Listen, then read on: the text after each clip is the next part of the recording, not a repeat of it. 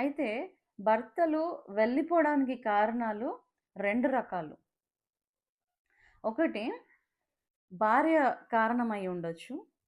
ఇంకొకటి అన్నీ ఉంటాయి. కానీ అత్యాశ, వంకర బుద్ధి అంటారు గదా! అన్నిటికి అన్నీ ఉన్నా గూడా తప్పులు చేస్తా ఉంటారు. అదనమాట. మొదటి దానికొస్తే భార్య భర్తతో సరిగ్గా లేకపోవటం.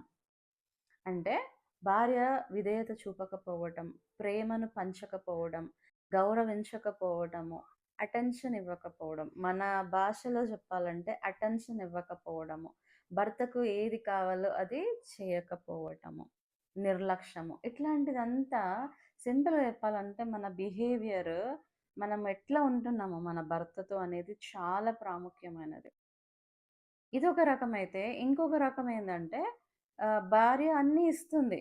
భార్య నెరవేర్చాల్సిన అన్నీ నెరవేరుస్తుంది, గౌరవిస్తుంది, చక్కగా సమయాన్నిస్తుంది, ప్రేమిస్తుంది, లోబడుతుంది, సమస్తం చేస్తుంది. అయినా గూడా బుద్ధి వంకర అంటారు గదా! కొంతమంది. అట్లా. అట్లాంటి అత్యాశ. కొంతమంది అపవాది చేతిలో పడి లేనిపోని ఆలోచనలు రావడము, కొంతమందికి ఆఫర్స్ ఒస్తా ఉంటాయి. వేరే వేరే వాళ్ళ దగ్గర నుంచి ఆఫర్స్ వస్తా ఉంటాయి.